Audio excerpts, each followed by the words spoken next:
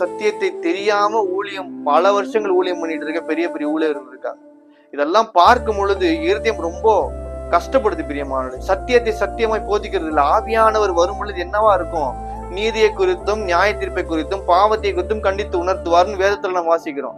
ஆனா இது எங்கேயுமே சபைகளுக்குள்ள நடக்கிறது கிடையாது. களி கூறுறத பத்தி, சந்தோஷத்தை பத்தி பேசுறாங்க. கர்த்தரோட வாழ்க்கையில வந்தா கண்டிப்பா சந்தோஷம் இருக்கும். ஆனா சந்தோஷம் மட்டுமே வாழ்க்கையில பிரியமானவர்களே, பரிசுத்தம்ன்றது ரொம்ப முக்கியம். எங்க தேவன் இருக்காரோ அங்க பரிசுத்தம் இருக்கும். அப்பதான் சந்தோஷம் இருக்கும்.